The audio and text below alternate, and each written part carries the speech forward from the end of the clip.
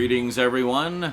Well, today on A Closer Look, I've got something very special for you. What I think is long overdue closer look at a few items from my collection here. Namely, Akira, the absolutely legendary anime from 1988, based on the equally legendary manga by Katsuhiro Otomo.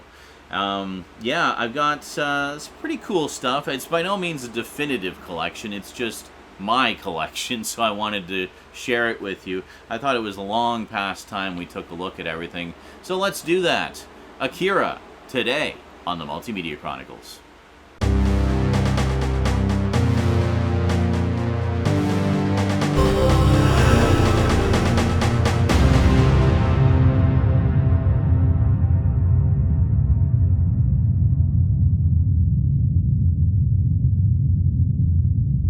Welcome back. So my introduction to Akira was, well, for many people, their introduction to manga here in North America, namely the Epic Comics edition of Akira that was published back in the mid to late 80s. And I think the last few issues came out in the early 90s. They actually held off on the last few issues because in Japan the manga wasn't finished yet when they started doing their reprints over here. So originally I didn't know anything about it. I think I might have read a little bit about it in Marvel Age at the time. I was collecting Marvel Age. And I just thought it looked interesting. The artwork looked really good and it sounded like an interesting story, so I wanted to check it out. So I started collecting the comics basically just as they came out. It was one a month, 64 pages per issue, and in color. The original manga was, of course, in black and white with the occasional pages in color, usually full painted artwork, usually at the start of those big phone book volumes. But the majority of it was just, black and white, as most mangas are.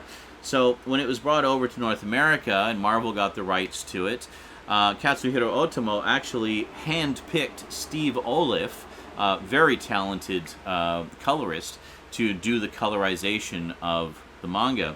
And boy, did he ever do a good job. We'll take a look at a few pages when we go down to the tabletop segment, and you can see, especially for that time period when regular newsstand comics were still using the old 4-color method. They were starting to experiment with different printing techniques and such, but for the most part it was still, just the old-fashioned newsprint style with fairly basic muted 4-color process done by hand.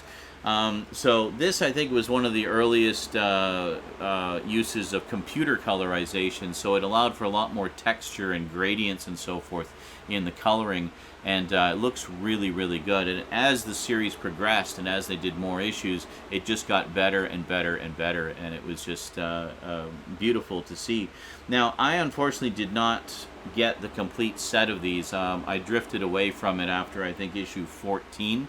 They did, I believe, 38 issues, but the last few issues didn't come out until several years later. They basically went as far as they could to catch up with where the manga was in Japan, and then they waited until Mr. Otomo had finished the series, and then they came back to it and published the last few issues to finish it off. For the longest time, I thought that they'd never finished it, Marvel, but they actually did. They did it as part of their Epic Comics line because it's a bit of a mature storyline, and that was the line where they were doing all of their sort of mature and creator-owned stuff.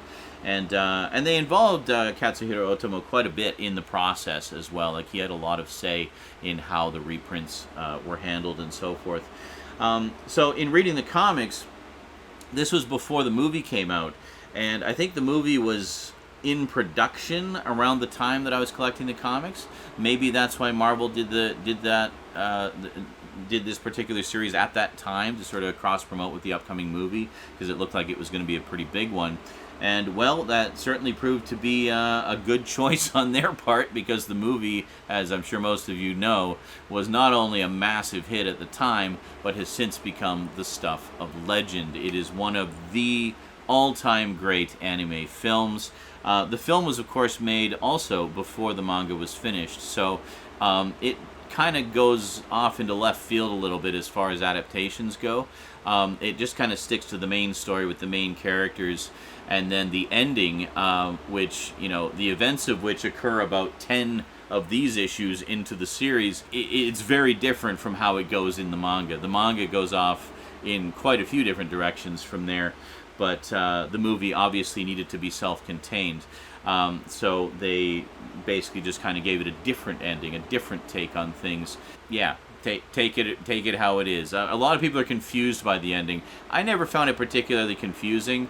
It is kind of philosophical, but then again, so is the entire story. Anyway, I always loved both the comic and the movie. I still need to read the rest of the comic, actually. I've only read as far as I collected, really. I got to pick up the big proper editions one of these days. They're not even that expensive either, and I think it was put up by Kodansha Comics, and they've kept them in print this whole time, so they're not hard to get at all, and they're not that expensive. Maybe $40 a volume. And there's 6 volumes for the whole series. As far as mangas go, it's actually pretty short. You talk about other ones that go on for like 30 plus volumes or whatever. This one was, fairly short and sweet, and at the same time epic in scale. So I definitely need to get the rest of those at some point. Meanwhile, absolutely loved the movie. First heard about it in the comics. They actually had a little backup feature where they kind of give you some behind-the-scenes info about the making of the comic, some stuff about Otomo and some other projects that he was doing. They reprinted a whole bunch of different projects he did as well. I think I have, there was like a one-shot called Memories. I think I have that somewhere in my collection. I probably should have pulled it out for this, but it's buried in my multitude of boxes somewhere. Anyway, he did a few things, and Epic had a very nice working relationship with him for a number of years. So I first heard about the movie and the backup features in the comics. They were talking about it. I was like, oh, there's a movie in the works, so I was really stoked about that. And there was a comic shop. This is when I was living in Toronto. There was a comic shop downtown, you may have heard me mention before, called The Silver Snail. I think it's still there, actually. They've been going for ages. And it was like this multi-floor comic shop. It's just massive. And on the main floor would be comics, and they had like a video rack near the tills, where they'd have anime and like obscure sci-fi and horror movies and stuff like that. And then upstairs on the upper floor they had things like model kits and I think board games and posters, like movie posters and stuff. A lot of which was imported from Japan, so you got to see a lot of Japanese model kits and stuff like that. I remember seeing a lot of things from Macross and Gundam up there, model kits and whatnot. It was very cool. As a huge Robotech fan at the time, it was pretty neat. I remember once, speaking of which, going in and they had Macross Do You Remember Love on a bootleg VHS playing on one of the TVs with no sound, but you could see the animation. I remember watching it and thinking, wow, what is this? Is that some kind of Robotech movie? No, it was a Macross movie based on the original Japanese series. So this was at a time, you got to understand, this was at a time when anime was not common here at all. The most we saw was what we got on television, so things like Robotech or Voltron or Star Blazers, stuff like that. So and Battle of the Planets. So there was a smattering of anime here. Some markets had, of course, Astro Boy and Speed Racers, stuff like that. So something like this was just unheard of, because the anime that we did get at the time was usually heavily censored and watered down for television. This was not. This was a brutally violent, uncompromising film. So where I first saw it was, I found it at the Silver Snail. They had one copy on VHS for $39.95. And I was just like, well, I was going to get a bunch of comics today, because comics were only $1 each at the time. But yoink! It was just one of those things that's you just can't resist. Especially at that time, because something like this was really special. And I knew I had to have it. So, brought it home, watched it immediately, and was just absolutely blown away. And then watched it several more times, showing it to all my friends, and they were absolutely blown away. The thing is, about Akira, what a lot of people may not realize now with the proliferation of anime content that we get in North America nowadays, not only was something like this rare, to see something completely uncut like that and just, so violent and uncompromising and just epic in scope, and the quality of the animation was just astonishingly better than anything else we'd seen up to that point. There really is a clear divide between before Akira and after Akira. Like, this is a paradigm shift movie in the anime world. Another one would be the original Ghost in the Shell, which came a few years later. So, hugely influential on not just anime that followed, but cinema that followed. And I remember distinctly noticing with a lot of the anime productions that came out after Akira, the quality of the animation definitely took a serious uptick from that point. And if you look at the animation in Akira, this continues to blow me away to this day. Bear in mind that this is before CG really happened. Like several years before. Ghost in the Shell, I think, was one of the first, it wasn't the first, but it was the first big use of CG mixing with 2D animation to enhance certain things or do like effects that are just not easy to do with hand-drawn animation. This is 100% hand-drawn. Everything. And every time I watch it, I have that in the back of my mind. I think, this is amazing. Like, just the sheer artistry and the level of detail and the quality of the animation continues to blow me away to this day. And just the detail in the backgrounds and the multi-planing of the cityscapes and everything. And it's just absolutely gorgeous. And the music, oh my god, that wonderful percussive soundtrack that borrows so heavily from traditional Japanese music. Absolutely beautiful. I love the music in this. So, we've got a few editions to look at. We've got all the issues I have of the comic to look at. And a couple of special bonus items. Well, we have another DVD edition, which I've deliberately held back showing you because it's kind of notable. And I have another item tied into the movie that I think is kind of special that we'll also take a look at. So stick around for that. We'll get to that over the course of the tabletop segment. So speaking of which, let's head on down to the black table and take a closer look at everything I have of Akira. Okay, well, let's start with the origins, shall we? With the Epic Comics edition of Akira. So, Epic Comics, Marvel imprint, published Akira over the course of 38 issues. Each issue is about 64 pages in length, and one of the big things that makes this notable, well, a couple of things. It was one of the first mangas ever to be translated in English for North American audiences. But also notable is it's the first time, and actually the only time that I'm aware of, that Akira has been presented in full color. Yeah. So Katsuhiro Otomo handpicked Steve Oliff to do the coloring.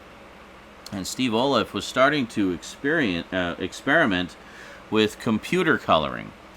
So, as you can see, it gives you very subtle gradients and so forth. And Akira is actually the very first comic ever to be colored via computer. This is bear in mind, this came out in like 1988, I think, wasn't it? 1988. And nobody was doing that at the time. I mean, there were some comics that had been done sort of like as experiments, like there was Batman Digital Justice, and there was Iron Man Crash, and stuff like that. But nothing on this scale. I mean, this is a massive, massive story.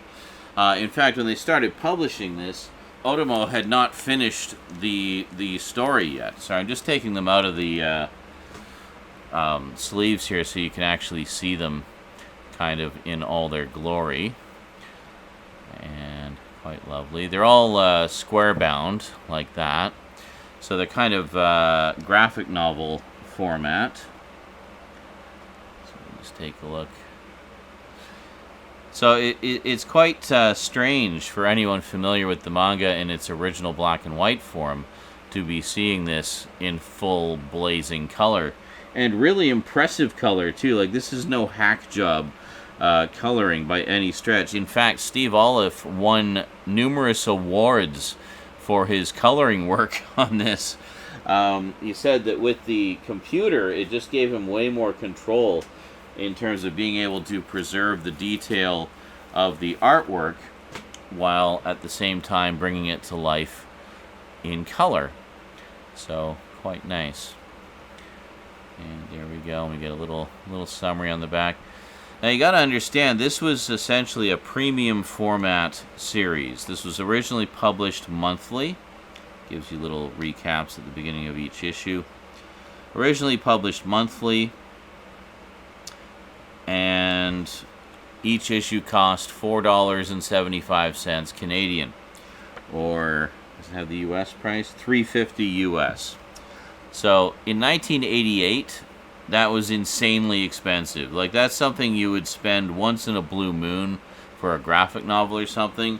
But this came out monthly, at least for the first 33 issues, because then they had to wait for Katsuhiro Otomo to finish the series. Yes, and also worthy of note, there's actually he worked quite closely with Marvel on this sort of adaptation of the manga, because of course originally it was serialized in, I think it was in Young magazine, and then it was collected together into sort of phone book style volumes, which you can get English translations of now from Kodansha Comics. The detail in that artwork is just amazing.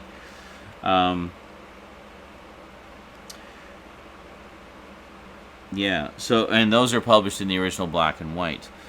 But in this case, of course, they were chopping it up into 64-page chapters. So Otomo took it as an opportunity to kind of tweak some of the artwork. So there's certain, I don't have like a definitive list or anything. I'm sure there's a fan site out there that would break it all down. But apparently there's alterations and tweaks and whatnot to the artwork that Otomo himself did. And they're exclusive to this edition. So if you're an Akira fan, it might actually be worth your while to track this down.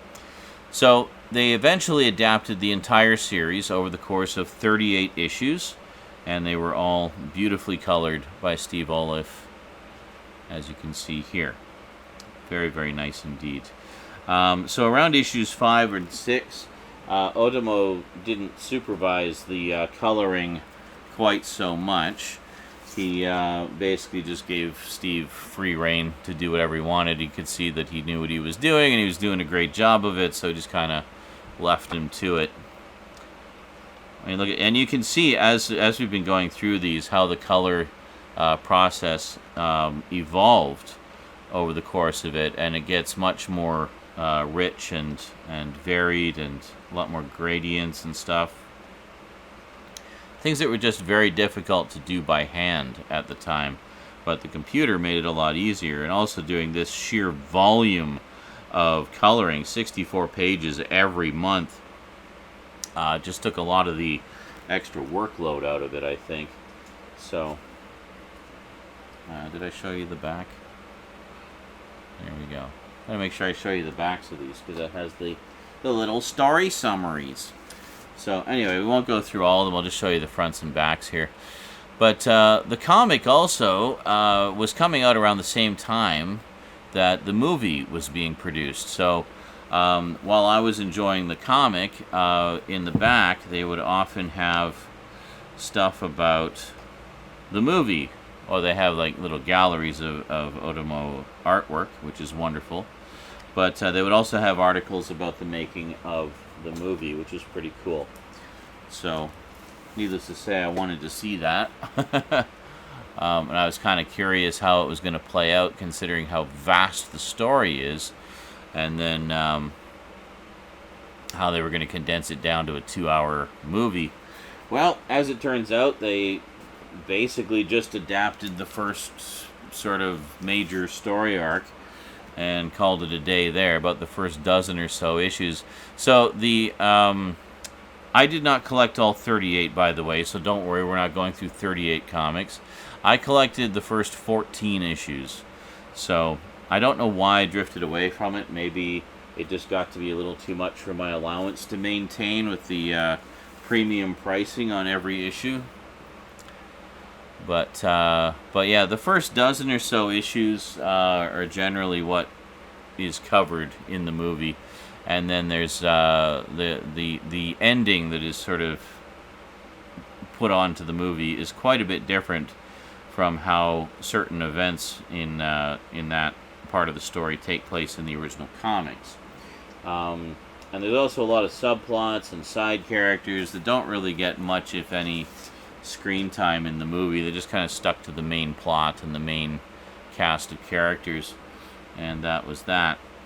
But very good. So I think this, around this time, is after the movie came out, because as I recall, a lot of the stuff with the final confrontation between Kaneda and Tetsuo, I recall seeing in the movie before I read it in the comics. So I was kind of curious how that was going to play out in the comics. So here we go, issue 12. If we take a look here, we can further see how the coloring has evolved. It just continues to get better and better and better as the series goes on. Now, Marvel did collect these together in larger volumes, each one containing about 3 issues, I think. 3 or 4 issues. They published 10 volumes, bringing them up to issue 31 of the 38. But then I guess they lost the license or something, but for whatever reason they never finished them. So they would have needed at least 2 or 3 more volumes to finish it off in the larger collected format. But sadly, they did not complete it. But at least they completed the individual issues run. So if you can track those down, then at least you can have the whole series in color. For, like, one of the only times it's ever been available in color. Actually, there was a color version published elsewhere. I forget where exactly. But I don't know if it used the same coloring that they did for the Marvel version, or if it was different coloring. But, I mean, generally speaking, if you're ever going to read Akira in color, this is the way to go. Because, well, just freaking look at it. It's beautiful. It's so beautiful. They did such an amazing job of it. Like, just how much extra life it brings to the artwork.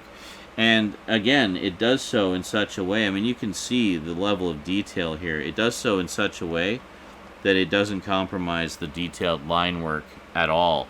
It actually complements it very nicely, and just helps to give it a little bit, a little bit more depth and texture, and so forth. But if you're a purist and you'd rather just read them in the original black and white, with the occasional color pages, which would usually appear at the beginning of those big phone book volumes, then you can get the 6-volume set from Kodansha, and you'll be all set there. Oh, by the way, when we were flipping through the first issue here, you may have noticed that some of the pages are actually full-on painted. Yeah, so these pages actually do appear in color in the black and white volumes. Usually the first few pages would be in color, so they would be nice, glossy, full-color painted pages, just to kind of give it a little bit of, I guess, I don't know, sense of occasion. So yeah, so you can see we go from the painted artwork to the line art here that's been computer colored by Steve Oliff, and you can see quite a difference. In the non-painted artwork, there just seems to be a lot more detail, like fine detail and line work and such, whereas here you can see it's not as detailed, just because it's a different style of artwork essentially. But yeah, absolutely gorgeous. I would actually be quite interested in getting the rest of this set. It's all just a matter of how much it actually goes for these days. So, that is it for my collection of the comics.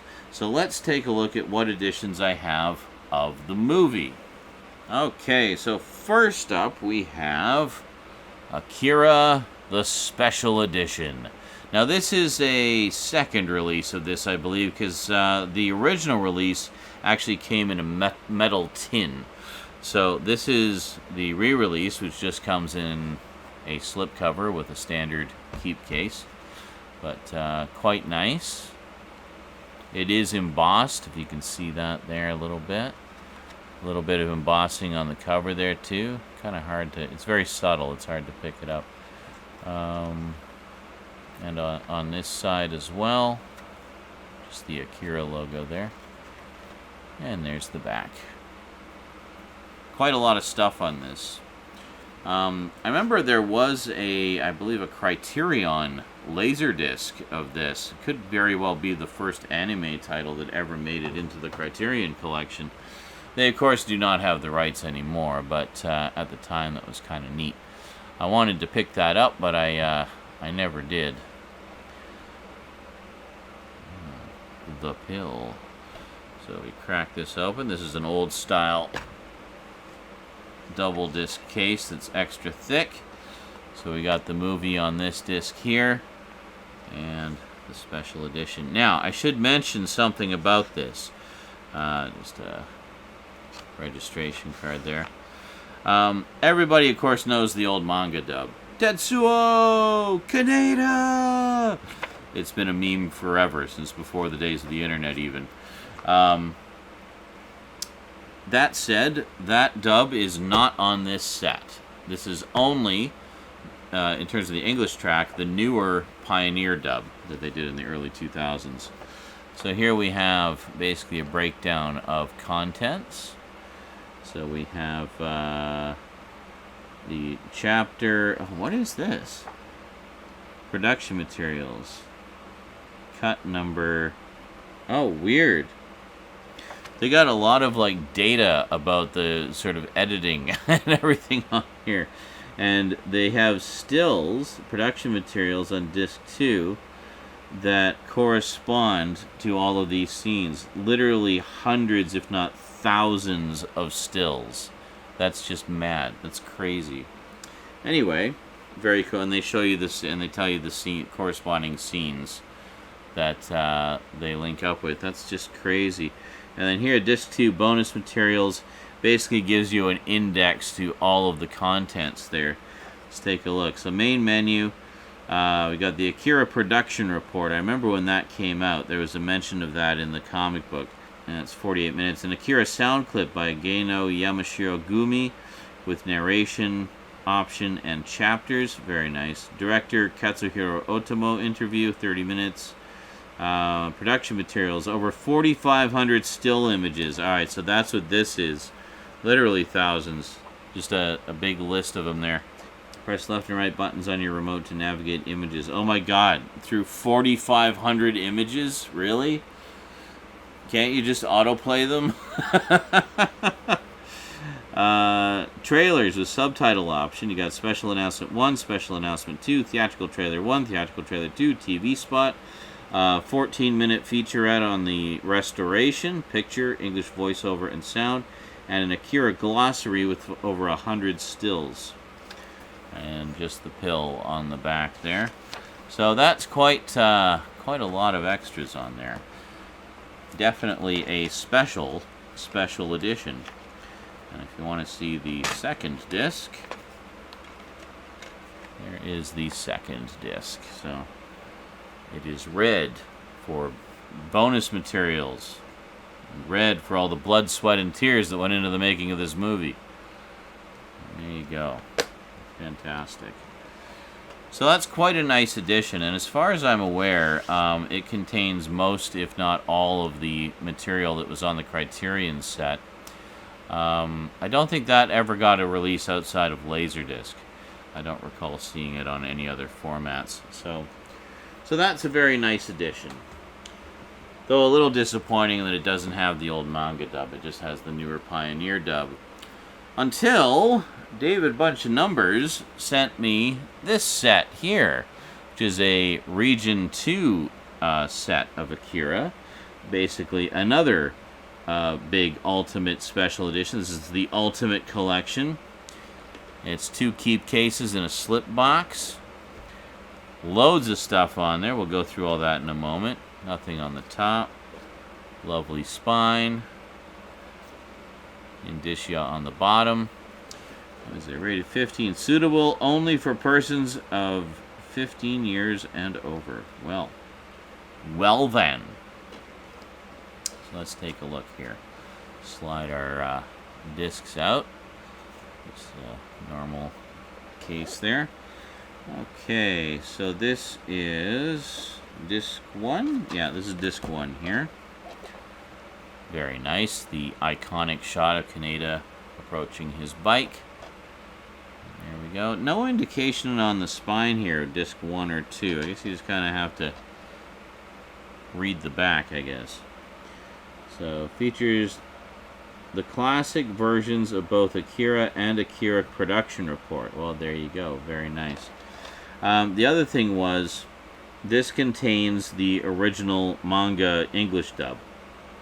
So, there you go. Very nice. Is this disc 2? This says it's disc 2. Okay, we got those mixed up. Anyway, there's that, and then there's this. I guess this is disc 1.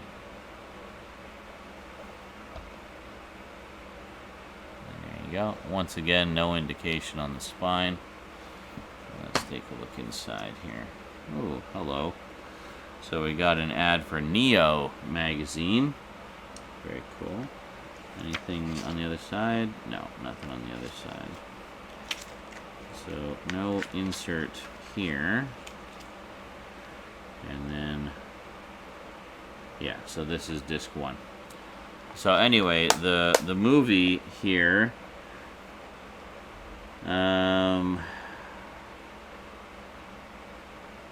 wonderful digital surround, sound, English stereo, Japanese stereo. Well, that doesn't tell us anything. Well, anyway, it is from Manga Entertainment, so I would assume they have the rights to their own dub. But anyway, I do specifically remember that was the big reason that David sent this to me, was because it contained the original English dub. Yeah, so this one has... What is the difference here? Oh, I see. So this one has the movie in 16:9 anamorphic widescreen. This one has it in uncropped 4:3 full frame. Interesting. So I wonder which is kind of correct. No idea. Anyway, very cool. It's a very cool edition. It doesn't seem to have a ton of things in terms of extras. It basically has the production report and some previews for other manga titles and like manga entertainment titles, and that seems to be it. I guess that's it. I guess the main thing that makes it ultimate is they have 2 different versions of the movie, and they have the original manga English dub. So you can enjoy that in all its glorious cheesiness. And there you go. So that is Akira, the Ultimate Collection from the UK. And finally, we have the Blu-ray, the 25th Anniversary Edition from Funimation. Now this is Akira done right, given the proper deluxe treatment. This was not an expensive Blu-ray either. I think it was about $20-25. But lots of goodies on here. Let's take a look. So slide this open. And same things on the main cover there. No big difference. When we open it up. Look at this. We got 3 discs in here. Got Funimation registration card. Looks like we have reversible artwork. So we got the feature film on 1 disc. Extras disc 1. Extras disc 2. Which also includes the feature film.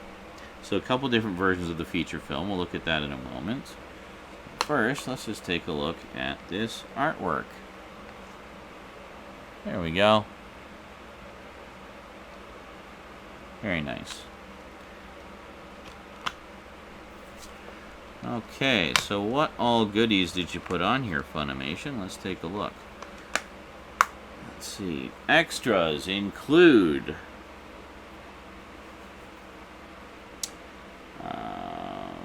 oh, one of them's a DVD, I guess, eh? That's Blu-ray. The extras disc is DVD. Oh, here it is. The feature film is DVD. Okay. So that's why. So it's 2 discs. The DVD has the movie on one, the extras on the other. Blu-ray just has everything on 1 disc. So what do we got here? So we got extras include Akira sound clip from 1988, director interview, storyboard collection, the writing on the wall, original trailers, original commercials, restoring Akira, glossary, U.S. trailer from 2013, and trailers. I think a lot of these extras are actually carried over from the previous special edition, but that's fine. And this is the big deal here. The 25th anniversary edition includes all 3 audio tracks. The remastered Japanese from 2009, the original English from 1988, and the remastered English from 2001. So there you go. So you can have your Kaneda and Tetsuo gloriously intact. There you go. Now there's one more thing I want to show you. While the animation and story are certainly spectacular, one of the other things that makes Akira really special is its music. Yeah, it has such an amazing soundtrack. Not at all sort of sci-fi like you might expect. You might expect a lot of synthesizer and stuff, but no. Instead, Geno Yamashiragumi went in a more traditional direction. So there's a lot of, very sort of traditional percussion and even like elements of no theater and so forth. This album, this soundtrack album, was such an education for me in traditional Japanese music. Not something I would have expected. But I remember watching the movie and being really taken by the driving rhythm of the drums and so forth, and having this kind of old school feel to it that was just really intriguing to me. So I snapped up the soundtrack as soon as I saw it. Now this is the original release of the soundtrack from 1990. So put out by JVC. Just trying to see where it actually said. Yeah, right here, JVC. Yes, the people who own VHS. So they, I guess, had a music division for a while, and this was one of the albums they put out. So it doesn't look like a lot, but this is a pretty full album. A lot of these tracks are quite lengthy and kind of take you on a journey. But it's really, really good. I mean, if you've seen the movie, you've heard the music, so you know kind of where I'm coming from, and just how beautifully that music accompanied those incredible visuals. So here we go. So there's the soundtrack album, and then if we just give me a second here. It's always tricky getting these insert books out. There we go. So we just slide that out. There's actually quite, it's quite a decent little booklet here. All kinds of information about the composition of the music.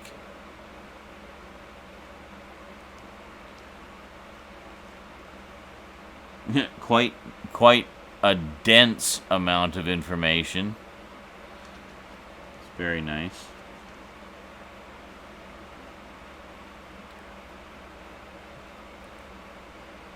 Hold on a second. There we go. I'm assuming you can kind of read that. Just pause it, I guess. Yeah, and see, even this, it like goes into more detail about each individual track and how,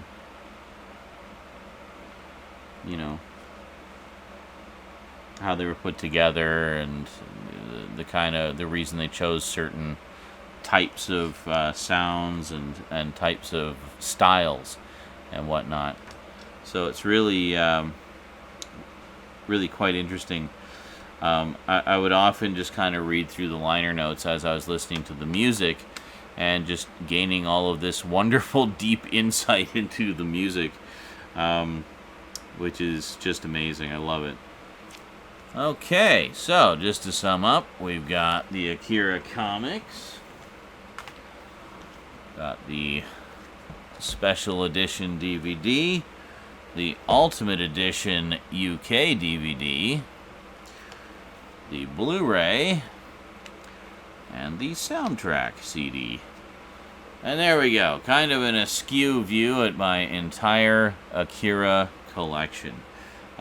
Yeah, I'd definitely like to get the rest of these, and I'd also like to get the 6-volume set that Kodansha put out, and they just seem to be keeping it in print too. It seems to be quite easily obtainable, because that presents them all in their original black and white form. But I'd still love to have the rest of this set, just to kind of have that version of it as well. I mean, look how many editions I have of the movie. You know, there's just so many different ways you can enjoy Akira. But whichever one you choose, rest assured you are experiencing an anime and manga legend. And there you go. So that is it.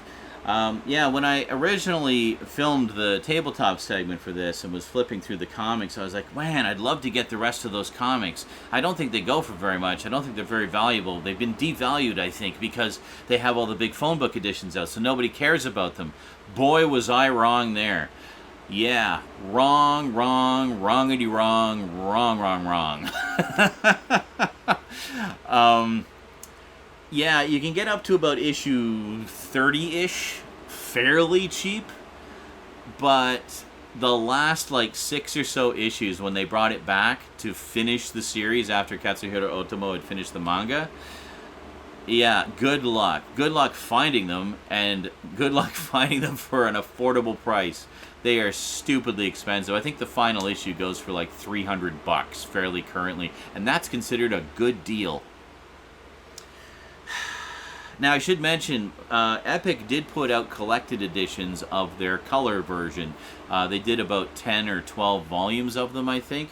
But that, they never finished. They actually were a couple volumes short and never actually finished them. So you can at least get a good chunk of them if you can find those collected editions. Each collected edition had, I think, 4 issues of the comic, but of the individual issues, something like 4 or 6, something like that. So you can get some of them, but or actually no, it wouldn't even be 4. It'd be like 2 or 3, I guess, because they did like 10 volumes of them. Anyway, you can get those if you can find them again, and if you can find them for a decent price. I don't know what they go for, but I think they're similarly rare and kind of expensive, like the latter issues of the comic. So really, if you want to get a complete set of the color version that Epic did, good luck. And if anybody has a complete set that they just want to gift to me out of the goodness of their heart, I would be very grateful. But yeah, hope springs eternal, right? Anyway, that is it for this one. That's Akira. Check it out if you haven't. It is one of the all-time great animes of all time, and certainly one of the most influential ones right across the board. Not just for anime, but also for film in general. Things like, you know, The Matrix and whatnot were very heavily inspired, at least in part, by Akira. And pretty much any cyberpunk fiction post-1988 has at least some Akira influence in it. Yeah, it's great stuff. And if you can track down the soundtrack album, I know this has been re-released a number of times over the years, do yourself a treat and get that too, because it's absolutely beautiful. Alrighty, well that is it from me to you for now. Hope you enjoyed. Big thanks to you for watching. Big thanks to my Patreon sponsors. Be sure to catch me on Twitch. I stream just about every day. Don't forget to hit the thanks button if you'd like to toss a few bucks on the show to help support everything that we do here. Much appreciated, and I will see you next time. Until then, sayonara.